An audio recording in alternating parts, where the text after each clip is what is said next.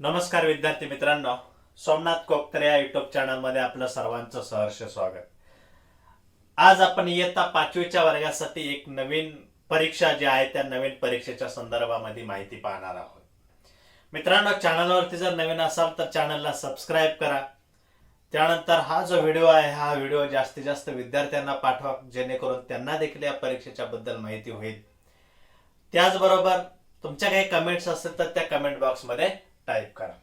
चला तर बघूया की ही नवीन परीक्षा नेमकी इयत्ता 5वी साठी कोणती आहे।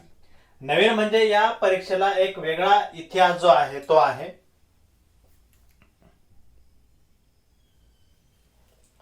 खूप वर्षापासून म्हणजे साधारणतः 1976 या ठिकाणी रजिस्टर केलेला आहे।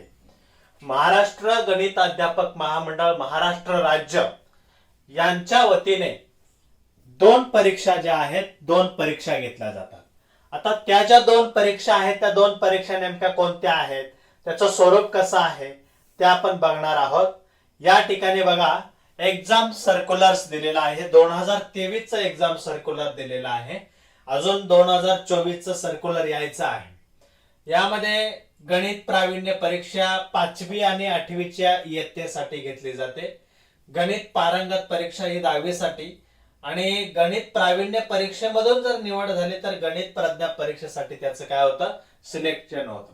या ठिकाणी दिलेलं आहे, हे एक्झाम सेंटर या ठिकाणी दिलेले आहे। बघा, अत्यंत छान असणारी ही जी परीक्षा आहे, मुलांना गणित विषयाची गोडी लागावी आणि गणित विषयामधील आव्हानात्मक प्रश्न सोडवण्यात त्यांना संधी मिळावी, हा या ठिकाणी उद्देश आहे। मित्रांनो, हे सर्व माहिती त्यांच्या वेबसाईट वरती दिलेली आहे, तुम्ही ती बघू शकता। क्वेश्चन पेपरचे पीडीएफ सुद्धा तुम्हाला या ठिकाणी मिळतील। ई बुकचे पीडीएफ सुद्धा या ठिकाणी उपलब्ध आहेत। गणित पारंगत 10वीला परीक्षा आहे, गणित संबोध चाचणी, गणित संबोध चाचणी, गणित प्रज्ञा परीक्षा, अशा पद्धतीने सर्व मॅनेजमेंट कमिटी जी आहे ते मॅनेजमेंट कमिटी या ठिकाणी दिलेली आहे। त्यानंतर या ठिकाणी बघा, कॉन्टॅक्ट अस असं दिलेलं आहे, कॉन्टॅक्ट अस। तुम्हाला जर या परीक्षेच्या संदर्भामध्ये काही बुक्स हवे असतील, काही पुस्तकं हवे असतील, अधिक काही माहिती हवी असेल तर हे जे कॉन्टॅक्ट्स आहेत या कॉन्टॅक्ट्स वरती तुम्ही काय करू शकता, संपर्क करू शकता। बघा, इथं गोंदिया, त्यानंतर त्यांचं सेंटर ऑफिस दिलेलं आहे, बिराजदार सर, त्यानंतर भोसले सर आणि घुले सर, अशा पद्धतीनं संपर्क सुद्धा या ठिकाणी दिलेले आहेत। तुम्ही या ठिकाणी संपर्क करून अधिक डिटेल पद्धतीने माहिती घेऊ शकता। पुस्तकं जे आहे ते पुस्तकं मिळवू शकता। त्यातूनही जर एखादं पुस्तक तुम्हाला मिळालं नाही, माझ्याशी जरी कॉन्टॅक्ट केला तरी सुद्धा ते पुस्तक तुम्हाला मिळू शकेल। ओके, आता नेमकं ही जी परीक्षा आहे या परीक्षेचं स्वरूप कसं आहे ते तुम्हाला सांगणार आहे।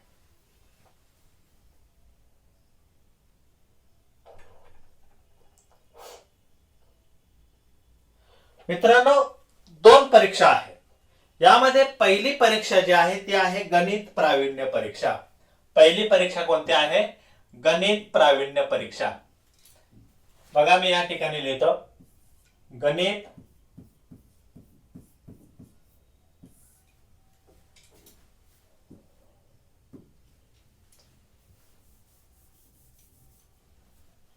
गणित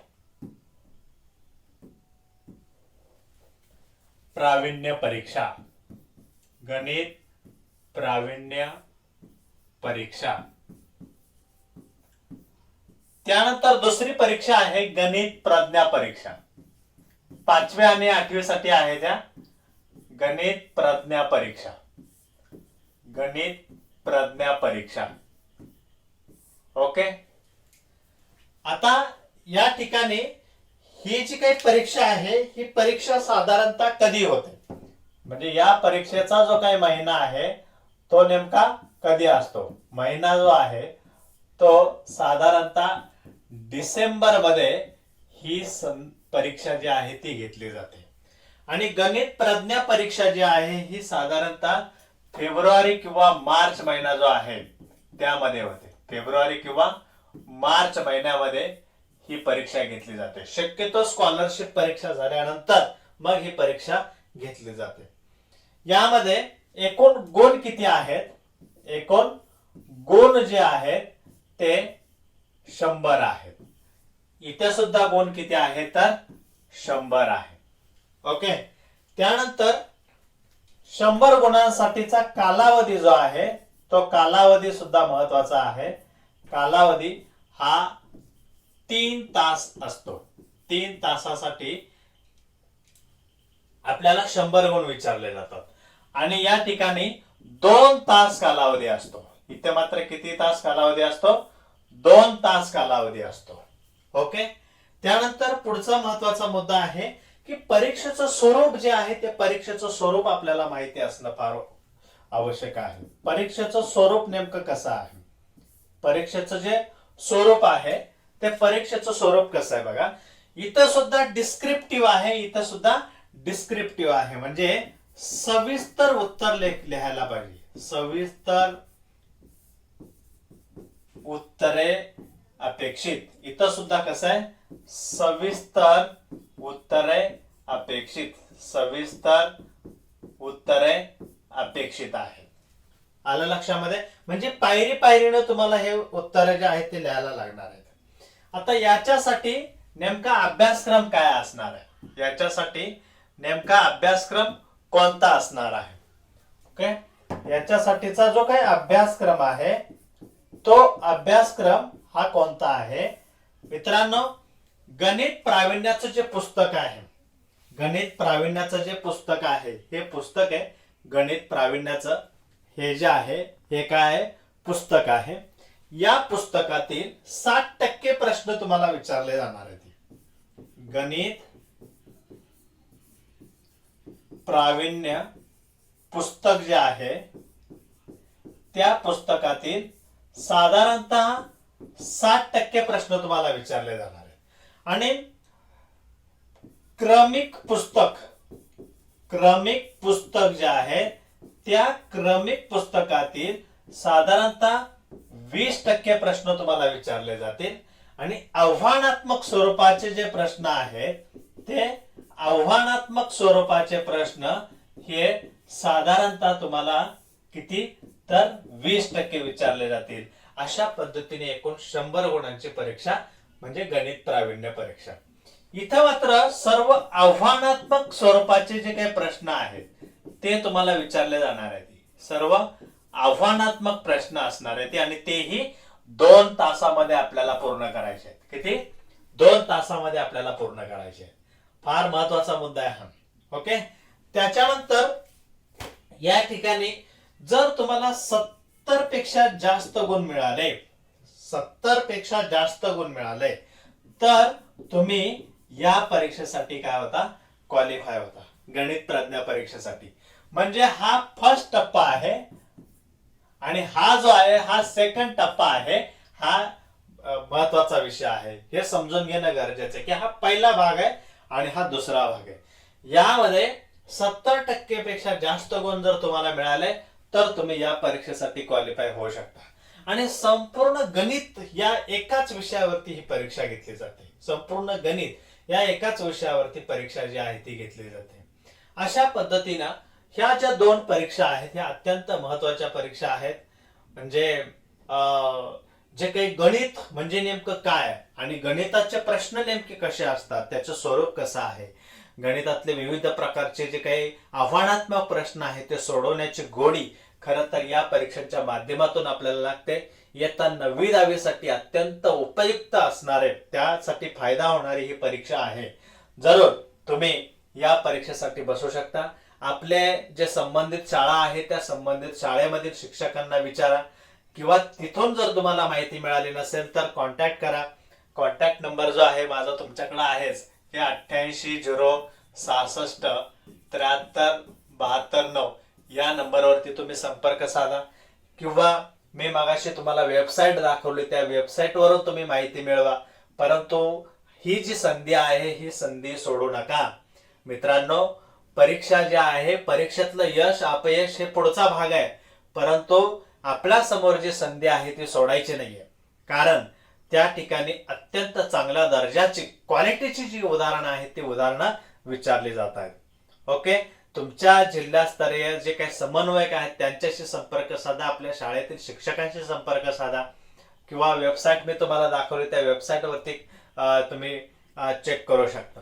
ओके, या पद्धतीनं ही जी परीक्षा आहे ही परीक्षा घेतली जाते. या परीक्षेतून क्वालिफाय झाल्यानंतर या परीक्षेसाठी निवड जी आहे ती आपली होते. आता याच्या पुढचा भाग म्हणजे गणित प्रज्ञा. समजा तुम्ही क्वालिफाय झाला, गणित प्रज्ञा परीक्षा जी आहे ते क्वालिफाय झाला, तर त्यांची मेरिट लिस्ट वगैरे कशी लागते, या सगळ्या गोष्टी ज्या आहेत या त्या ठिकाणी तुम्हाला आपोआप समजतील की यामध्ये जास्त गुण मिळाले म्हणजे टॉपचा जो विद्यार्थी आहे त्या टॉपच्या विद्यार्थ्याच्या तुलनेत इतर जे काही 25 विद्यार्थी आहेत त्या 25 विद्यार्थी जे आहेत ते 25 विद्यार्थी हे संपूर्ण राज्यामधून, ही दोन्ही परीक्षा राज्यस्तरीय परीक्षा आहेत, लक्षात घ्या. या दोन्ही परीक्षा ह्या राज्यस्तरीय परीक्षा आहेत. संपूर्ण राज्यामधून मित्रांनो 25 विद्यार्थी टॉपर जे आहेत ते निवडले जातात. आता कसं ते बघा.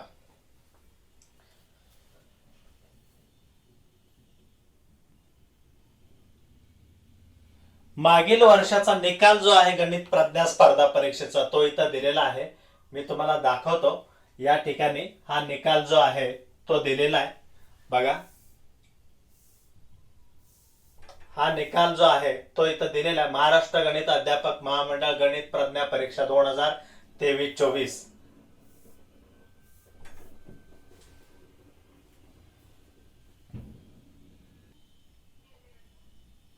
तो जो निकाल आहे या ठिकाणी दिलेला आहे. हा निकाल आहे, तुम्ही सविस्तर वेबसाईट वरती जाऊन बघू शकता. या ठिकाणी हा निकाल आहे. या पद्धतीने प्रमाणपत्र धारक विद्यार्थी वेगळे, प्रमाणपत्र धारक विद्यार्थी जे आहेत ते प्रमाणपत्र धारक विद्यार्थी वेगळे आणि शिष्यवृत्ती धारक विद्यार्थी वेगळे. एक छानसं मेडल जे आहे ते महामंडळाच्या मार्फत एक सुंदर असं मेडल जे आहे ते मेडल तुम्हाला मिळणार आहे. त्याचबरोबर काही रक्कम बक्षीस म्हणून सुद्धा मिळणार आहे. तर मित्रांनो, ही जी परीक्षा आहे या परीक्षेला जास्तीत जास्त विद्यार्थ्यांनी बसावं अशी माझी अपेक्षा आहे.